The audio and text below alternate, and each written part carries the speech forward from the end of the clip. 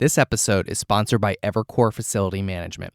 Evercore is a self-performing facility maintenance company based right here in the Wyoming Valley. They have been serving commercial and industrial clients in the Mid-Atlantic region for 25 years. Operating 24 hours a day, 365 days per year, Evercore gives customers peace of mind and allows them to work uninterrupted. Call 877-EVERCORE or visit evercore.com to learn more. That's EVERCOR.com.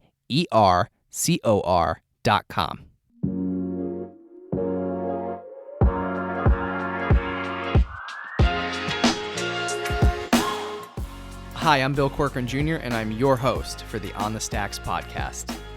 Today, I'm chatting with magician, comedian, and entertainer, Denny Corby. What's up, podcast? Episode 15, another virtual On the Stacks podcast. What's going on, Denny? How's it going, Bill? Good, man. How's it going with you? Long time no talk. Long time no see. So where are you at? I'm in my studio. Where are you? I'm home in my walk-in closet. Still here recording. I brought the recording studio here. Hopefully once we go into the green phase, I'll be back in the real studio. Amazing. Yeah.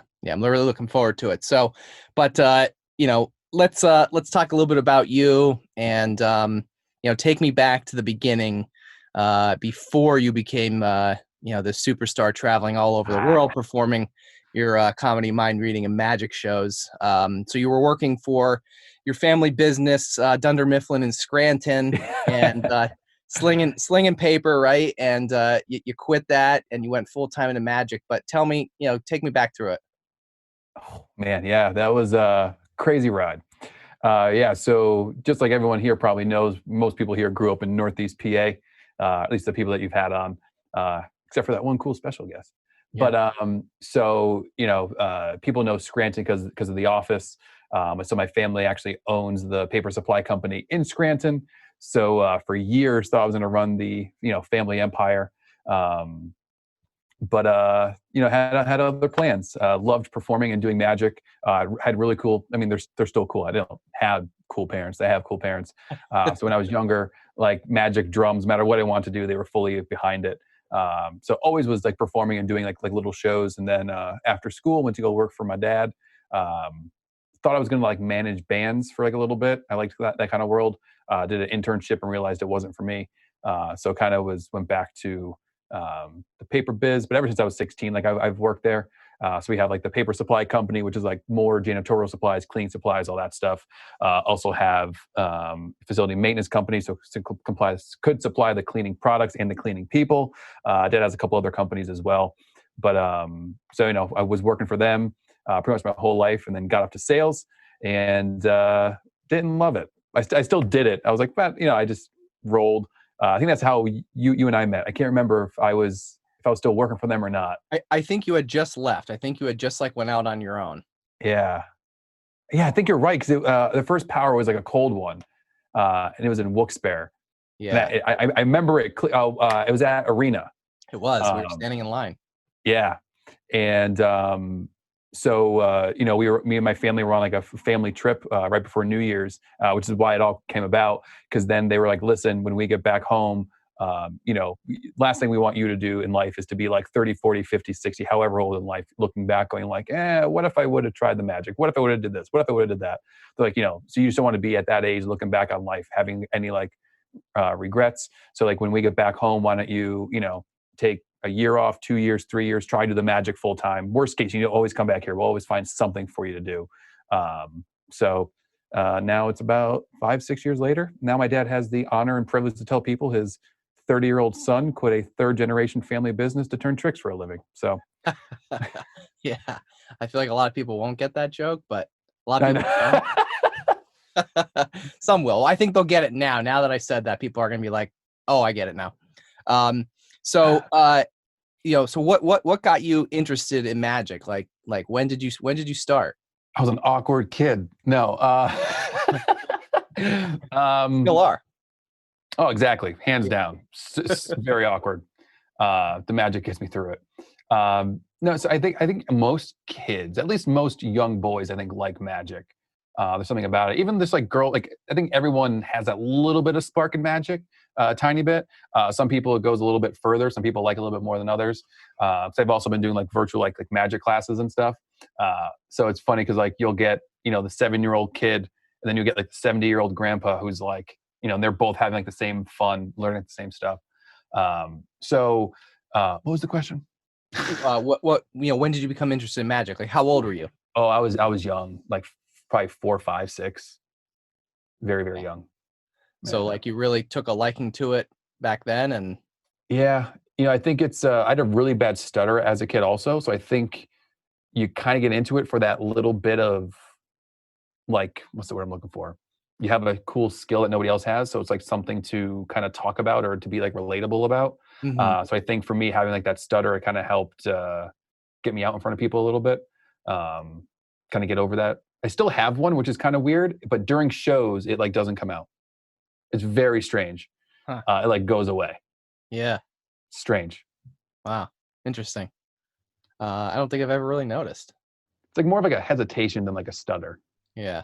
It's weird. Like certain words take a couple extra seconds to come out. Like most of the time it's the word magician. Right there, it didn't.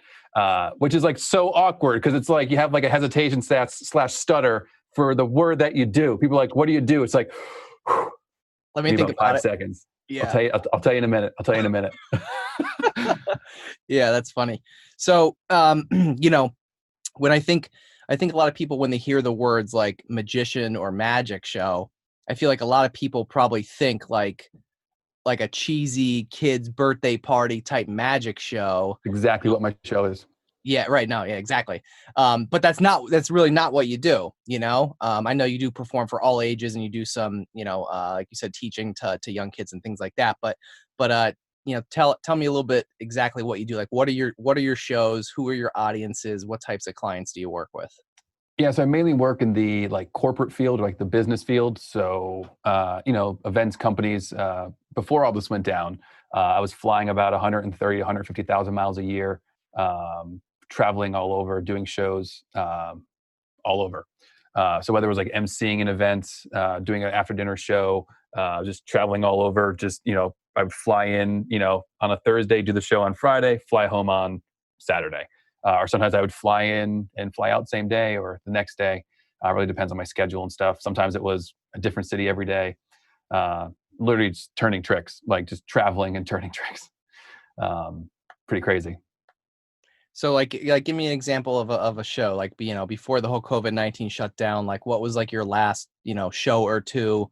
Where were you? What type of audience crowd was it? Yeah, I was in Lake Havasu, Arizona. That was my last show.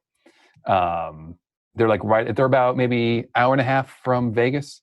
So I flew into Vegas and then drove there. It's a really cool, like big, like lake city. It's like a giant lake that everyone parties on. And then like halfway through the lake, you go from Arizona to California. So that was my last show. Was it that? I think that was my last show. It was either that one or I did a speaking event for a junior achievement group in Massachusetts. Okay. I'll tell you in 1 second. It was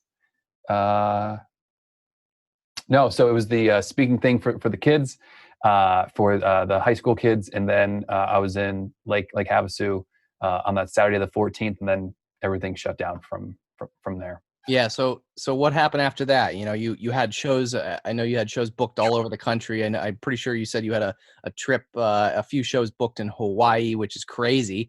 So you had all these shows booked out for 2020, and then COVID-19 hit. What did you do? What happened? Man, I panicked like everybody else. I was in a dark place for like 3 weeks, and you and I were talking about that a little bit earlier today. But yeah, because this year is looking to be like triple or double like what I've done in like previous years, just with like the Penn Teller thing like last year and some other TV stuff. So this year was looking to be killer, and it was like mainly like front loaded too. So like mainly like the beginning half of the year, which with a bunch of other potential stuff for the rest of the year, and then it all hit the fan. I'm supposed to be in Hawaii for 3.5 weeks from March 31st till April like 19th. So like almost 3 weeks.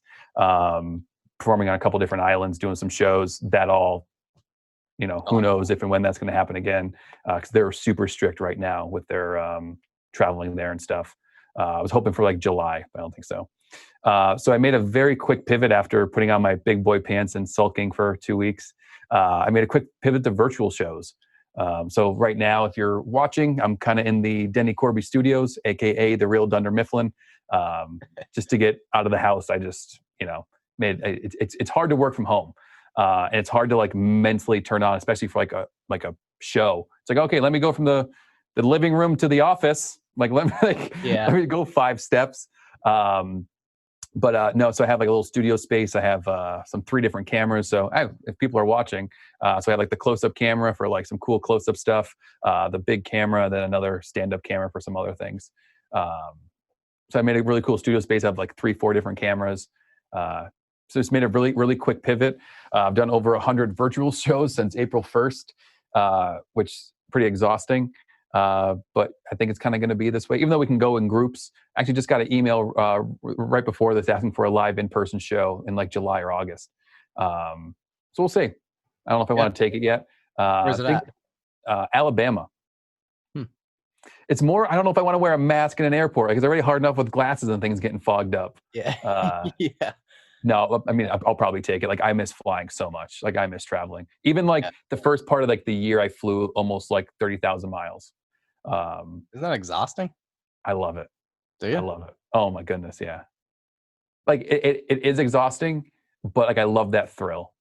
Yeah. I kind of want to come back to that, but before we do, you mentioned something about a minute ago. Penn and Teller.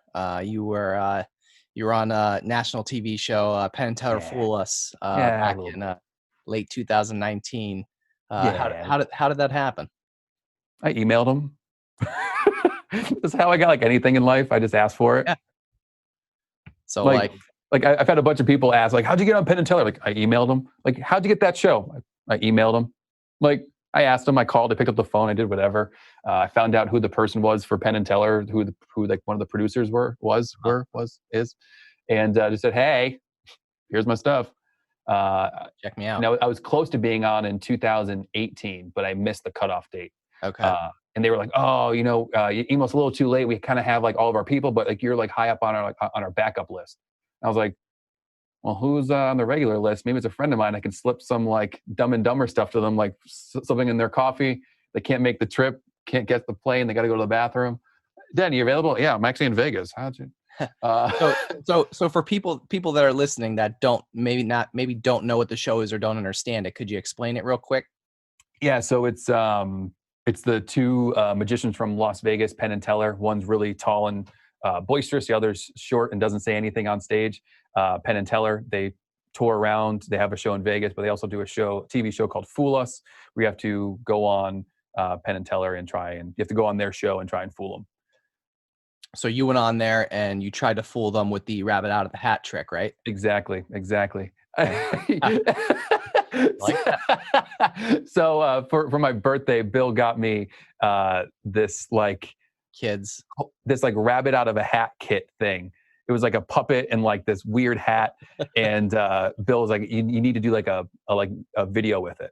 I asked you when I gave you the gift for your birthday.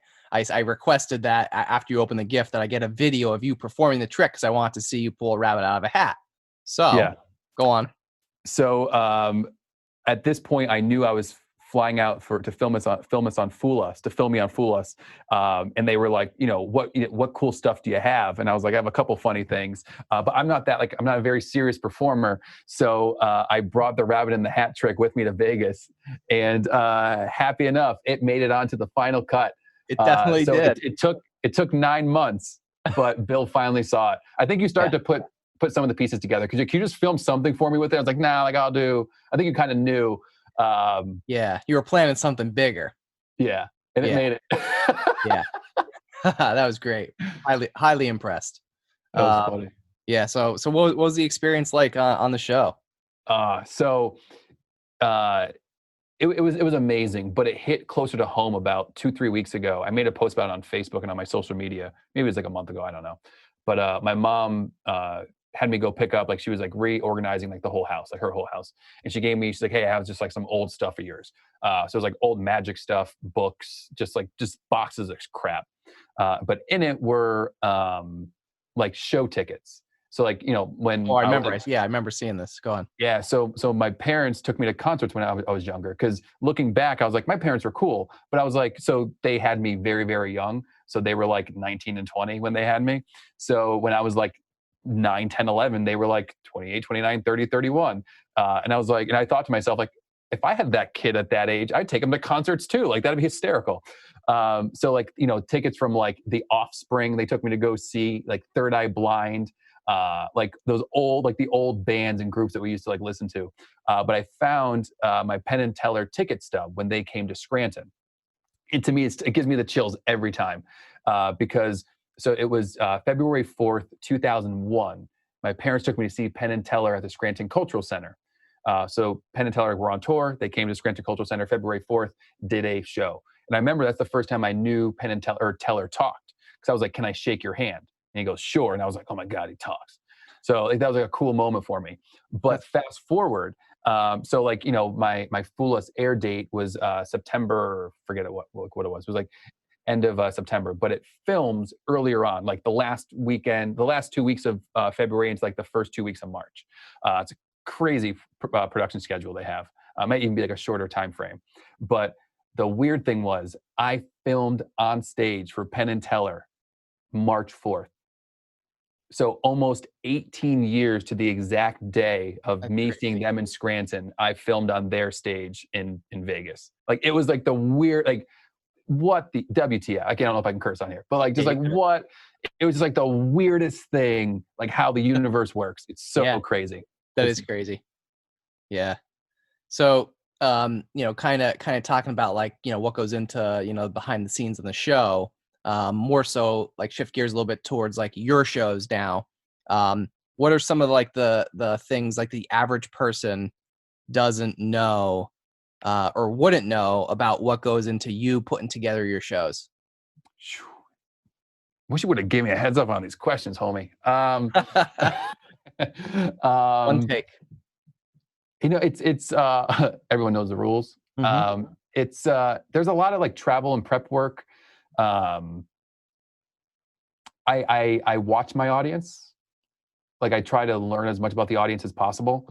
Because to me, how so? Like I Google people, like companies, all that stuff. And then even when like I'm at the show, like during the cocktail hours, I'll just like I'll interact, but I also watch and listen. You find out who's the alphas, who are the outgoing people, who are the not outgoing people. Are there any inside jokes, or are there, I just listen for anything and anything that I can use during like the show. Are there any phrases or sayings that people say? That sort of stuff. I just take everything all in, because to me, when I do, especially different groups where people like know each other, I try to not to be the outsider. I try just to be like someone who's also kind of like part of the team, who like gets us and knows us. So that's probably it. Yeah. What about as far as like your like practicing like the tricks and routines? Like, how long does it take you to, I know, you change up your routines, every so often. Like, how long does it take you to really prepare and master those? It depends. The one I did on Fool Us, the menu, that was about, I want to say like 8 years, but that's because like I read the idea from like a set of like lecture notes somebody put out like years ago, and it was like the basic idea of it. And I was like, there's something here, but like a lot's missing. So I kind of like got it to a point and was like, it's still not where I want it. So I put it in the drawer. I come back to it like a little bit later and go, still no. So finally it took, I want to say about 8 years to get from like from my first idea to like getting it out on Actually stage. performing. Yeah. Is that the but longest? that's like but that's, I'd say probably at least a month or so sometimes of just like working with it. But for me, I need to like do it in front of people to get like to see how it works. Because then the problem is you can have the best routine in the world, but until you get it out in front of people, that's when you really know if it's good or bad. Because the audience will tell you. So then sometimes that you worked all this time, like, months or a year on this routine, you try it for 5, 6, 7, 8, 9, 10 shows, and you finally go, shit, I don't think it's going to work. Yeah. And that's like the worst. You're like, you want it to work so bad, but it's just like not either maybe it's just not connecting with the audience, or like the scripting doesn't make sense, or the plot doesn't make sense. So it's figuring out. Yeah.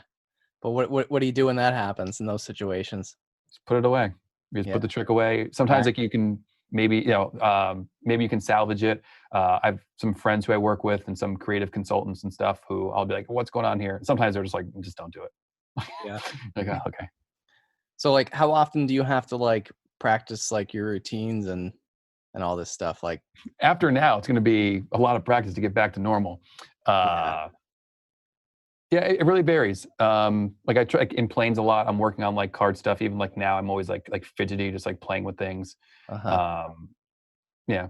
I told you weren't allowed to shuffle the deck 1,000 times during the podcast because like I know. everyone's gonna hear you shuffling the deck. I know. Yeah. Can I just get like Go ahead, do one in? shuffle. Yeah. Okay, I got one. Go ahead. Okay. One loud shuffle so everyone hears it. I hope it makes. Let me get closer to the microphone.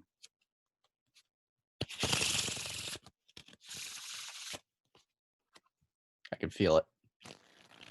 All right. There you go. That's your moment. Moving Thanks. on. All right. Thank you. Moving on from it. There was one other trick recently that you did though. I forget one of your virtual shows that I attended that you said it took you like a year or two to get it. Do you remember which one it was? Yeah. What one was that? It was a routine where I take a shuffled deck of cards. Oh yeah, okay. Go ahead. Yeah, and then I cut them, or you give the card a couple of cuts, and then whatever card comes up, you have to find all 4 of those cards. The original plot of that was somebody else's. My big thing with it was the kicker at the end where all the cards change colors. Right. Yeah. Which if you haven't seen it, you are just completely everyone's in the dark right now. Yeah, so imagine a completely shuffled and examined blue deck of cards. The cards are cut, mixed up. I find all 4 of one kind, and then the whole rest of the deck changes to a different color. That just even sounds worse than how I explained it. Yeah. Well, we're not real dipe. Yeah. You gotta see it to believe it. Yeah. So, besides the corporate shows, do you do some other shows that like, anyone can just attend? Yeah, I do some public shows. I was doing a cool little, it's like a variety style show called You've Been Fooled, where I wanted me as the host and 2 to 3 other acts that were also on Penn and Teller fool us. One of which who actually fooled Penn and Teller. We did one at Lehigh Valley at Steel Stacks. Had a really good success. It was a great show, great turnout, but then all this went down, so that stopped. I might do one virtually. We'll see. Okay, cool.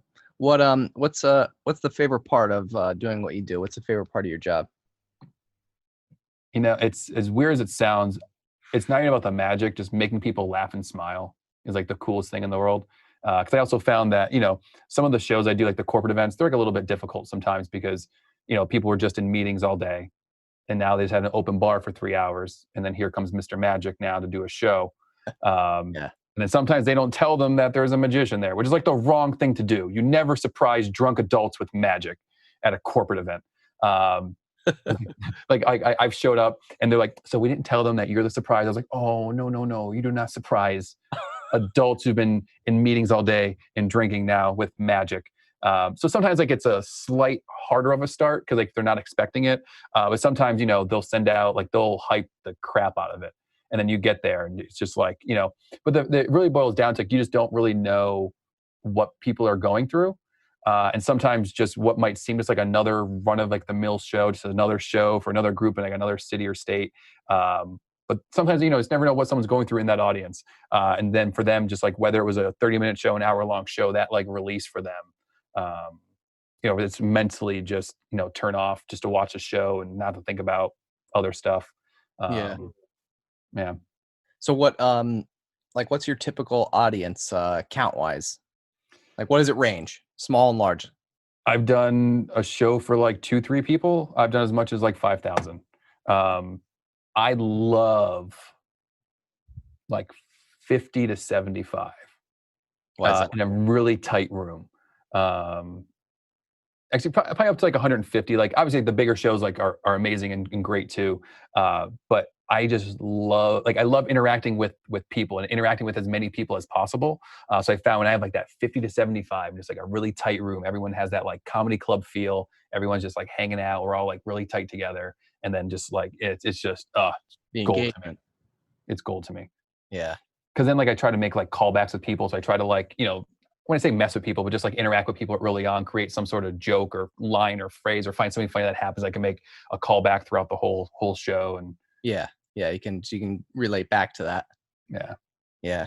One other thing I didn't ask earlier that I meant to ask. So like, how did you start doing shows for other people? Like, you left Dunder Mifflin, and like, what was like your first, I mean, I know you probably did shows, most of your life, before you started doing this full time, but once you started doing this full time, like how did you make that jump? Like, you started doing shows, and then how did you get the next one, and then the next one, and now 8 years later, you're here. How did it happen? Yeah. First year sucked. Cause I was like, all right, put up a website. I got some photos. I'll book some stuff. False. Phone did not ring off the hook like I thought it would. So I just found like the more you work, the more you work. So I just found ways just perform as much as possible. I work in a couple like little like niche markets as well that allow me to be in front of my corporate audience more in a weird indirect way. So and I'm like I don't want to say a hustler at heart, but I understand if you want what others don't, you have to do what others won't. So, when off days, I'm not afraid to pick up the phone and call people or send out email blasts or ask for like referrals or, send out some messages on like LinkedIn, kind of like, batting for the fences. What's the worst someone's going to say is no. Yeah. Right. But, just kind of like you kind of get it working like a family biz and doing sales. It's like the same thing. Yeah. Worst can happen is someone says no. Yeah. So what? Move on, Exactly. Yeah. There's so much business. There's so much business out there. Like there's not a lack of business, money, opportunity, shows, sales, whatever. There's just a lack of people going after it. Yeah. Yeah. So what you mentioned a minute ago, the niche markets that you kind of serve. What are those niche markets? I'm not giving out my secret sauce. Oh, you can't say that. I'll bleep it out. How about that? Okay. All right.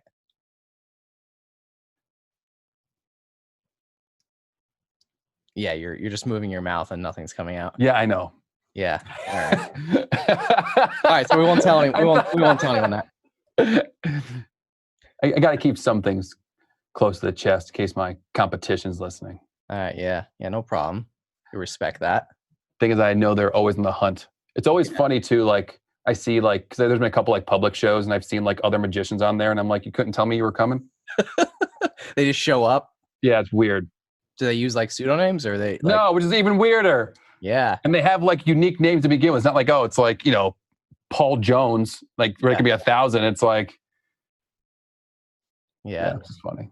Yeah. So they stand out like a sore thumb. They're trying to like hide in the corner, but they're standing out. Very weird. Yeah. Yeah. So one other question I like to ask people from NEPA is what's your favorite thing about this area? Your favorite thing about NEPA? Millsworth barbecue chips. Ooh, yeah. That's a good one. That might be a first. The two answers, the two top answers are always what yours kind of falls in one. Well, the other one's pizza. Yeah. And the other's the people. But yours is, food related, which is so honestly, it's I like the area for where it's at. Like, so for me, I can be like, there's not many other places in the world that are like Northeast PA, which a lot of people don't realize.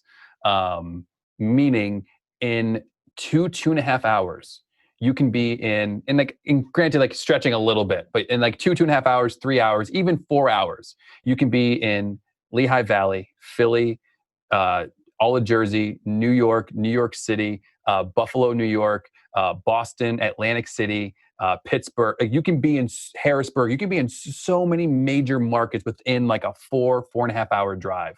And then from here, you also have Scranton AVP Airport, which you can get to most major hubs. You can get to, I fly American only. So I can get to Charlotte, Philly, or for what the other one is, I'm blanking. But even if you don't want to fly any of those, you can get to Atlanta, Detroit, and with like Delta, like there's other places. But like even drive wise, I mean, you can't, like if you live in Dallas, Texas, you can drive for 4 hours and still be in Texas, not like another major city. Like it's a very strange area we're in where you can be in so much and so little.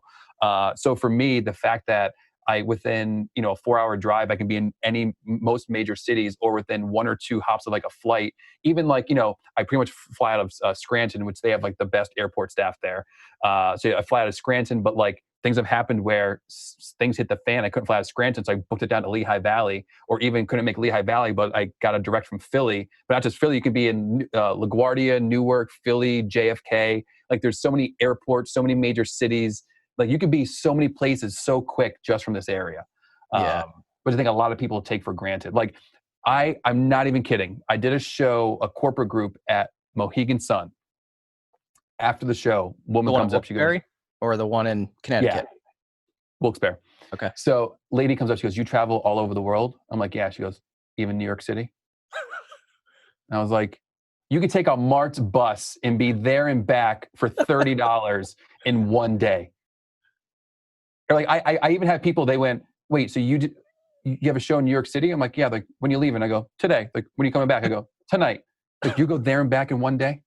I'm like, it's 2.5 hour drive. It's 5 hours round trip. Like, I'll be done with the show. I'll be home by like 2, 3 in the morning. Or like, I have like some friends there. Maybe I'll crash. Like, I don't know. Like, it's like, we're in a really cool area where like we can be in so many cool major markets. A lot of people, I think, just don't take advantage of it. Like, something about this area. Like, you go from Scranton to like wilkes-barre. Like, I think people go, like, you go to wilkes-barre and back in one day? Like, the people, like, it's 20, 30 minutes. Yeah. Yeah. That's true. That's true. But back to the Millsworth barbecue chips. Solid. Pretty solid. Yeah. Do you like the sour cream and onion? I like the kettle cooked barbecue. I actually was part of their Middlesworth chip eating contest. Yeah, I remember. How'd that go? I was ill prepared. There were some heavy contenders. Yeah, I think I remember like seeing you. You looked pretty looked a little nervous up there, Oh my goodness. Well, I didn't realize there was that many people. And then there was like a ton of spectators. I thought it was just like, me, Bob, and Phil just like, eating shit. Like, this was a big deal. Like, it was sold out. Like, people ate more than a bag in 5 minutes. Like, they were like legit. And I learned very young, people came with like signs, like holding up for other people. Like, they trained for this all their lives. Oh yeah. So very quickly I went and got like a Bloody Mary because it was like 10 in the morning. And then once I opened up the bag and saw how, like, there was people who had strategies for eating quick. I was like, this is legit. So at that point I just kicked back and just ate and just watched people. I was like, this is fantastic. Yeah. So you're basically a spectator at that point. Oh yeah. But I got to eat the chips. So I was happy. Like, there was people who would like fold the bag over and push from underneath to like put it. Like, it was, yeah. Wow. There was so much technique. It was hysterical. Hysterical. And this is what makes NAPA great. We're gonna have to go and spectate. Like, next year, I might sign up again just because. I think I'm gonna sign up now too. You should. Now, a little tidbit of advice is they give you a choice of chip. I would, even though I don't like Middlesworth plain, that's the route I would go for the competition. Okay. If you want to win the flavor, you want to be able to down them. Okay. So that's like that's the winning technique, huh? I think so. Well, but yeah, dude, way to give away the secret. It doesn't matter. There's people who are just going to win no matter what. Yeah. Yeah, I guess. Well, anyway. Did you just put on a hard hat? Yeah, you like that? What does that say? It says Evercore. That name sounds familiar. Yeah. Do you know who they are? No, they're right here in NAPA. Speaking of NAPA, but they support commercial industrial properties. They do snow and ice management, landscaping, pest control, parking lot sweeping, a ton of services. They're a real big company. They manage like 64 million square feet of Industrial space. It's like pretty legit. That is legit. Yeah. It's too legit to quit. They're like a legit company doing some real things. Yeah, check them out, evercore.com. Yeah. But back to you, Denny. How can someone learn more about Denny Corby? I'm all over the place. DennyCorby.com, Instagram at Denny Corby, Facebook at Denny Corby, MySpace at Denny Corby. MySpace still? Yep. Oh yeah. Oh, I can't wait to check it out. I just updated my top 8. Did you? Am I in it? Yeah. Am I? Yep. Nice. All right. So what does somebody got to do if they want to book you for a virtual show or hopefully a in-person show when things open back up? Well, first off, if they want to book me, they have to be good drawers. If they're not good drawers, we're not a good fit. Okay. Inside joke. No. I'm just all over Denny Corby. If you search Denny and magic, I think I pop up. I'm just Denny Corby. Denny Corby. It's Denny Corby. Yeah. .com.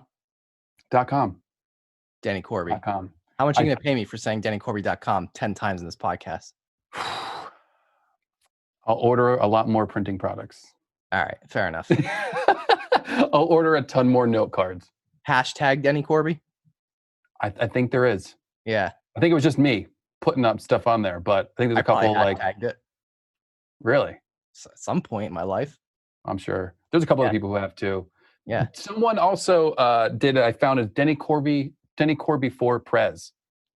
.com? Well, no, not .com, but like as like a hashtag, Denny Corby for Prez. And I was like, weird. Maybe. Like I don't trust myself to run my own. No, I'm kidding. I could barely get through a conversation without stuttering, let alone run America. Yeah. You don't even know how to say magician.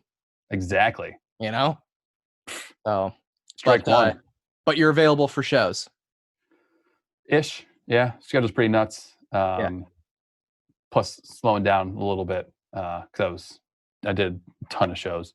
So now I'm trying to be a little bit more selective of my time and stuff. But yeah. Yeah. Cool.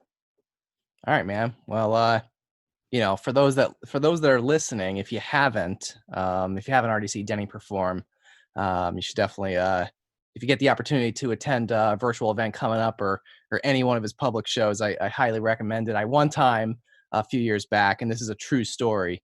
I'm gonna leave him nameless just for embarrassment's sake, but I one time saw a guy laugh so hard at one of Denny's shows that he literally fell out of his chair. Like, this is like, Denny did not pay me to say this. Like, he probably would have paid me to like not say this, but no, someone literally fell out of his chair. So I promise you won't be disappointed if you ever check out one of Denny's shows. So I think I may be able to top that. I had somebody call me to book a corporate gig, but they were like, hey, we were on like one of your other virtual shows. I was like, yeah. They're like, unfortunately, we could not finish it. And I was like, we had to stop watching this. And I'm like, in my head, I'm like, what did I say? What did I do? And I was like, oh, what happened? Like my daughter had to leave the room. And I was like, oh my, okay, can you just get to it? Like, do you want, we want you to say, I'm sorry. Like, what do you want? He goes, you had her laughing so hard, she peed her pants. And I was like, I win. Yeah. That's never gave pee pants before. So I feel like I can die happy. Nice. Yeah. Sweet. So, all right. Well, I think that's about it. DennyCorby.com, DennyCorbyforPrez.com. If that domain isn't taken, you better look it up and buy it right now, because after everyone listens to this, they're going to go to DennyCorbyforPrez.com. So you better buy it if it's not already purchased. I may buy it before you do and then force you to buy it from me. So I think that's it. We're gonna wrap it up here. Another virtual On the Stacks podcast with Denny Corby. Thanks for joining me. Thanks for having me, Bill. Appreciate it. If you'd like to learn more about the On the Stacks podcast, be sure to search the hashtag On the Stacks on Instagram, Facebook, and LinkedIn. If you enjoyed this podcast, please subscribe and leave a review. We'll catch you next time on the Stacks.